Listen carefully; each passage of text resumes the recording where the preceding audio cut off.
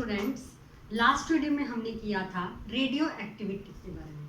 Radio activity एक ऐसा concept था कि कुछ ऐसे एलिमेंट्स होते हैं जिन्हें रेडियो एक्टिव एलिमेंट्स बोला जाता है, जिनमें से कुछ ना कुछ रेज इमिट होती है। किस फॉर्म में? अल्फा बीटा गामा के फॉर्म में। तो कुछ ना कुछ उसमें एटम्स डिसइंटीग्रेट होना स्टार्ट हो जाते हैं। डिसइंटीग्रेट मतलब खत्म होना स्टार्ट हो जाते हैं। मान लो कोई भी एक एलिमेंट अपने पास जिसके अंदर 1000 एटम्स प्रेजेंट थे, बाद में उसके अंदर से कुछ ना कुछ एटम्स रिलीज होना स्टार्ट हो गए, तो ये एटम डिसइंटीग्रेट होना स्टार्ट हो गए, तो इसमें से कुछ एटम्स कम रह गए। तो आज का जो हमारा टॉपिक है that is radio active decay law, जिसके अंदर हम इस थ्योरी को यूज करेंगे। क्लियर? तो let's start. Radio active decay law, this is very important for the exam session.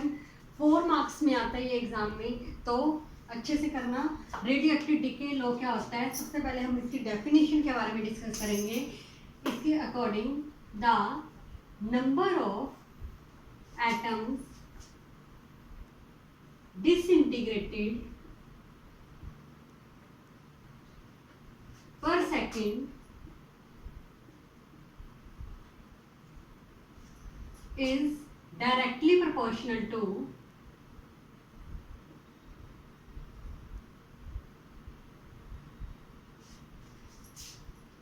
the number of atoms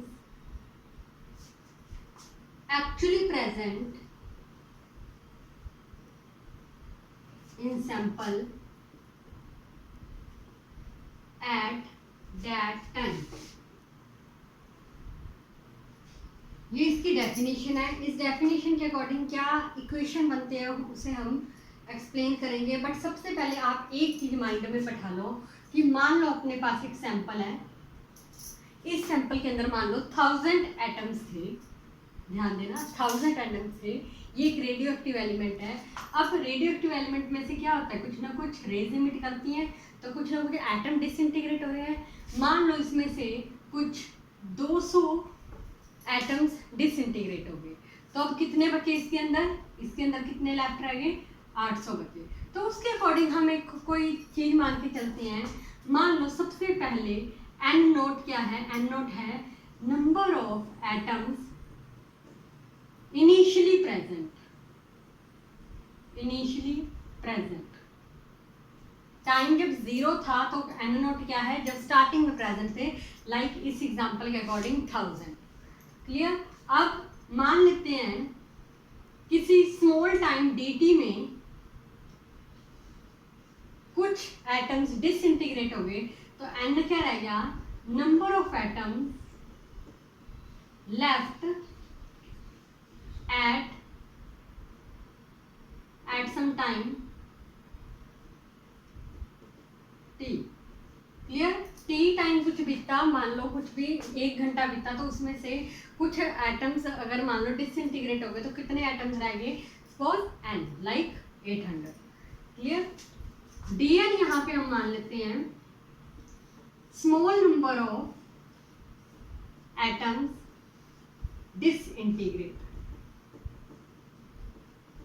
means 200। जैसे इस एग्जांपल के अकॉर्डिंग 200 कितने एटम्स डिसइंटीग्रेट हो गए। क्लियर? इस एग्जांपल को माइंड में लेके हम इन 3 चीज़ों को यूज़ करेंगे अपने आज के सारे टॉपिक में। तो अच्छे से ये चीज़ पूरे अच्छे से आप दिमाग में डाल लो कि एक सैंपल के अंदर मान लो इनिशियली प्रेजेंट कितने एटम्स थे? N not.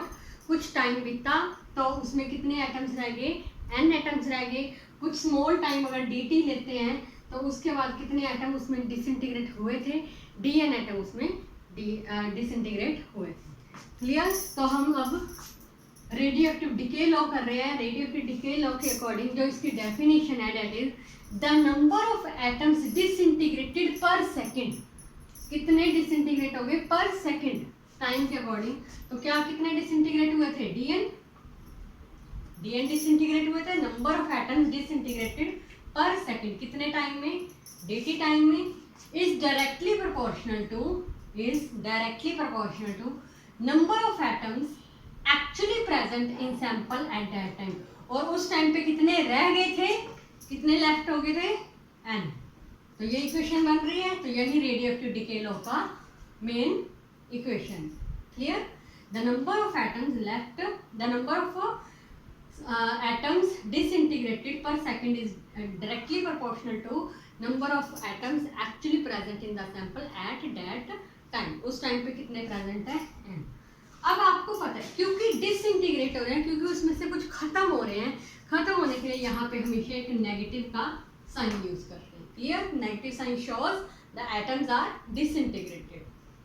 अब आपको पता है जब भी कोई प्रोपोर्शनल का साइन आता है तो उसे हटा के हम कोई कांस्टेंट लगाते हैं. यहाँ पे जो कांस्टेंट लगता है जो कि लगता है लैम्डा. क्लियर? लैम्डा को हम बोलते हैं, ये एक इक्वेशन बन गई रेडियोएक्टिविटी के लॉ की. जो लैम्डा को बोला जाता है, lambda is disintegration constant. Lambda को डिसइंटीग्रेशन कांस्टेंट का नाम दिया जाता है.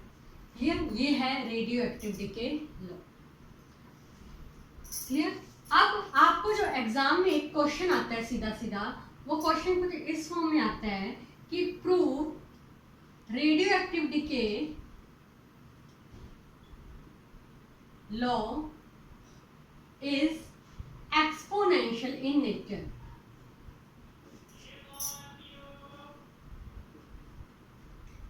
Exponential in nature. इस तरह से एग्जाम में सीधा सीधा क्वेश्चन आता है जो कि हम प्रूव करेंगे कि ये हमेशा एक्सपोनेंशियल नेचर में होता है. तो लेट्स स्टार्ट.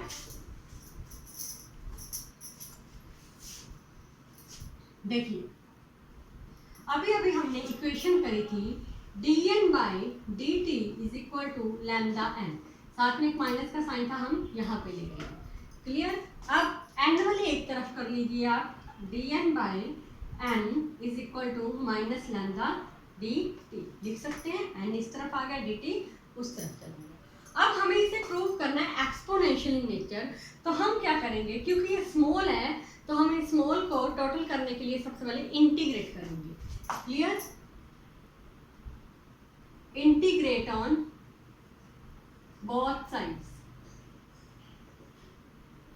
दोनों तरफ इंटीग्रेशन का साइन लगाएंगे. dn by n minus lambda dt के आगे भी इंटीग्रेशन का साइन लगाएंगे. Lambda is a constant quantity तो मैंने इंटीग्रेशन से बाहर निकाल दिया. अब आपको एक मैथमेटिकल में पता है कि 1 बाई एक्स डी एक्स का जो इंटीग्रेशन होता है वो हमेशा सीधा सीधा होता है कितना, log x. क्लियर? ये मैथ्स में एक कंसेप्ट है इंटीग्रेशन का. 1 बाई एक्स डी एक्स का इंटीग्रेशन log x है. तो यहाँ पे बस x की जगह क्या है, n. 1 by N D N. तो हम यहाँ पे इसका इंटीग्रेशन खोले तो क्या बनता है, log n. Clear? Minus lambda D T का इंटीग्रेशन t और साथ में एक कॉन्स्टेंट आ जाएगा c. क्लियर? अब हमारा क्या फोकस है, हमारा एक ही फोकस है कि हमने इस c की वैल्यू फाइंड आउट करनी है. किस तरह से करेंगे c की वैल्यू, एट टाइम t0. अच्छा, अभी थोड़ी देर पहले मैंने आपको बताया था जब टाइम 0 होता था कितने एटम्स उसके अंदर थे, सैंपल के अंदर इनिशियली कितने एटम्स थे जब टाइम 0 था, n कितना था, n नॉट के बराबर. अगर मैं यहाँ वैल्यू फिल कर दूँ इस इक्वेशन में तो क्या बन रही है, log n. n की जगह मैं क्या लिख रही हूँ, n not minus lambda t. t कितना था, 0, जिसके कारण ये सारी चीज क्या हो जाएगी, 0 और साथ में क्या आ जाएगा, c. इसका मतलब c की वैल्यू मेरे पास क्या बन गई, log n नॉट. अब यही c की वैल्यू हम फर्स्ट इक्वेशन में पुट कर देंगे. Put in first equation. तो देखिए मेरे पास क्या बन रहा है, log n is equal to minus lambda t plus log n not.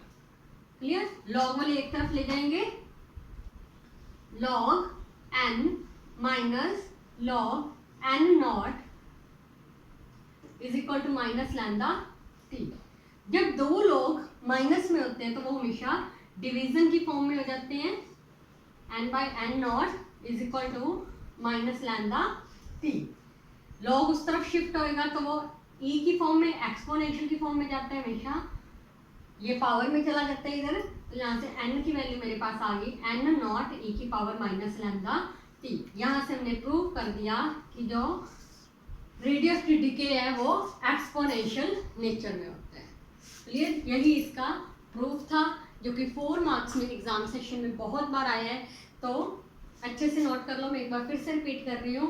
सबसे पहले रेडियो एक्टिव डिके लॉ की डेफिनेशन के अकॉर्डिंग हमने स्टेटमेंट बनाई, फिर क्योंकि ये स्मॉल थे तो हमने स्मॉल को टोटल करने के लिए इंटीग्रेट करा, इंटीग्रेट करके 1/n का इंटीग्रेशन log n होता है, तो इसका इंटीग्रेशन खोला प्लस कांस्टेंट। अब हमारा फोकस c की वैल्यू निकालना था। हमने किसी टाइम 0 पे n नोट के बराबर था, इसमें वैल्यू फिल करी, c की वैल्यू आई, देन c की वैल्यू हमने फर्स्ट इक्वेशन में फिल करके log को एक तरफ करके उसे एक्सपोनेंशियल फॉर्म में बना दिया। क्लियर? अगर इसे क्या ग्राफ भी देखा जाए तो ग्राफ कुछ ऐसे बनेगा। इस तरफ अगर मैं टाइम लेती हूँ और इस तरफ अगर मैं नंबर ऑफ एटम्स लेफ्ट लेती हूँ तो मेरे पास ग्राफ कुछ ऐसा आएगा एक्सपोनेंशियल नेचर की फॉर्म में। क्लियर? यहाँ पे जो एटम्स थे स्टार्टिंग में कितने थे, n नॉट, धीरे धीरे वो कम होते गए, आधे हो गए, फिर उसके बाद और कम हो गए, इस तरह से जा रहा है। और इस तरफ टाइम लेती हूँ तो ये एक्सपोनेंशियल फॉर्म में इसका ग्राफ आ जाता है। This is the whole concept of radioactive decay law. So please note down. Okay, now proceed with our next topic,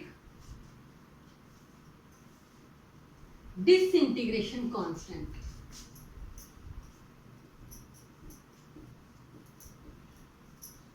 यहाँ पे डिसइंटीग्रेशन क्या था, कांस्टेंट लैम्डा। तो हमने लैम्डा को लेके अगला आर्टिकल प्रूव करना है। तो टॉपिक है अपना डिसइंटीग्रेशन कांस्टेंट। अभी अभी जो हमने एक आर्टिकल करा रेडियो एक्टिव डिके लॉ, उसका रिजल्ट बहुत ज़्यादा इंपॉर्टेंट है और मैं पहले ही साइड पे लिख देती हूँ, n = n नॉट e की पावर माइनस लैम्डा t, जो कि बार बार हम यूज करेंगे। तो ये डिसइंटीग्रेशन कांस्टेंट क्या होता है, लैम्डा, जिसे हम लैम्डा से रिप्रेजेंट करते हैं, वो होता है डिसइंटीग्रेशन कांस्टेंट। अगर जो टाइम है अपना वो 1 डिसइंटीग्रेशन कांस्टेंट के बराबर हो जाए, if it is reciprocal of 1 lambda, तो अगर मैं इसमें वैल्यू फिल करती हूँ तो देखो क्या बनता है, n = n not e minus lambda T, जो कि वैल्यू होती है अपने पास n not e lambda T की जगह मैं क्या लिख रही हूँ 1 लैम्डा। क्लियर? लैम्डा से लैम्डा कट आउट हो रहा है, यहाँ पे रह गया n = n नॉट e की power -1 means n = n not by e। तो हम इसे इस तरह से लिख सकते हैं 1/e × n नॉट। यहीं से इसकी डेफिनेशन बनेगी डिसइंटीग्रेशन कांस्टेंट की। वो क्या बनेगी, it is the reciprocal of, देखिए कोई रट्टा नहीं मारना, आपने सिर्फ रेसिप्रोकल करना है टाइम का। तो आपके पास जैसे जैसे इक्वेशन खोलते जाओगे वैसे वैसे इसकी डेफिनेशन बन जाएगी। तो बनेगी इसकी, it is the reciprocal of time, time का रेसिप्रोकल है disintegration constant, at the end of which, जिसके एंड में क्या आ जाता था, end of which the number of atoms left undecayed, क्योंकि n क्या था, नंबर ऑफ लेफ्ट थे जो एटम, इज इक्वल टू, किसके बराबर आ गए, 1/e times the number of atoms actually present in the sample. Clear? देखो n क्या था, जो एटम्स लेफ्ट रह गए थे, और n नॉट क्या था, जो इनिशियली प्रेजेंट थे, उसी को लेके हमने डेफिनेशन बना दी डिसइंटीग्रेशन कांस्टेंट की। It is a reciprocal of time at the end of which the number of atoms left undecayed is equal to 1/e times the number of atoms actually present in the sample. यही इसकी definition है। तो definition सीधा याद करने की बजाय आप उसमें वैल्यू फिल करें, जैसे आपका आंसर आएगा उसी अकॉर्डिंग आपकी डेफिनेशन बन जाएगी। This is the concept of disintegration constant. Clear?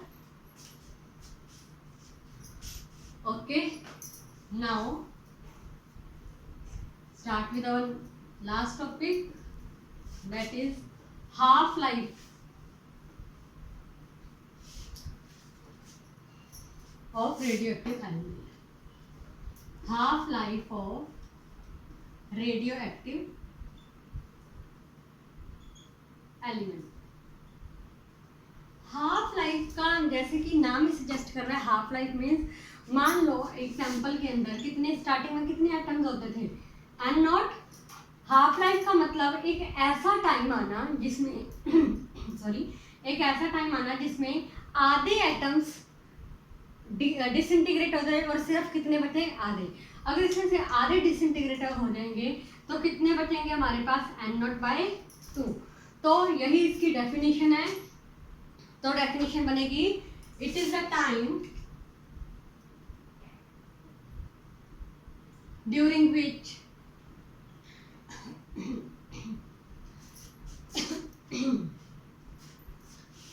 half the number of atoms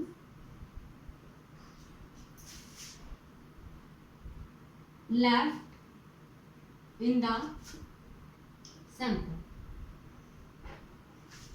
half life का मतलब ये वो टाइम है जब क्या हो जाए, आधे एटम्स लेफ्ट, आधे एटम्स रह जाए सैंपल के अंदर और आधे क्या हो जाए, डिसइंटीग्रेट हो जाए. क्लियर. कोई भी टाइम है, मान लेते हैं हम टी टाइम पे, जो एटम्स कितने रह गए अपने पास, n0/2. क्लियर. आधे एटम्स हमारे पास रह जाए, तो उस टाइम पे क्या रिजल्ट बनेगा वो हम अब फाइंड करेंगे. क्लियर. स्टार्ट करते हैं. जैसे कि हमारे पास रिजल्ट था n is equal to n0e⁻⁻λt. अगर मैं ये वैल्यूज फिल कर दूँ यहाँ पे तो देखो क्या बनता है. n की जगह n0/2, इधर पड़ा था n0e⁻λt की जगह हम कैपिटल डी लिख रहे हैं. n0 से n0 कट रहा है, यहाँ पे मेरे पास रह गया 1/2e⁻⁻λt. अगर इसको मैं इन्वर्स कर दूँ तो बन जाएगा 2 इज इक्वल टू, अगर ये उल्टा जाएगा तो ये नेगेटिव साइन हट जाएगा, λ/t. क्लियर. अब क्या करेंगे, लॉग ले लेंगे दोनों तरफ क्योंकि हमें वैल्यू चाहिए t की. ठीक है. Taking log on both sides. t की वैल्यू फाइंड करने के लिए हमें लॉग लेना पड़ेगा. लॉग क्यों लेना है, क्योंकि हमें e को खत्म करना है यहाँ पे. तो यहाँ पे बन जाएगा log e2 और यहाँ पे बन जाएगा, देखिए एक्सपोनेंशियल के आगे लॉग कैसे लिखते हैं, हमेशा जो पावर होती है वो पावर हमेशा आगे आ जाती है, बाकी के साथ लॉग लग जाता है. क्लियर.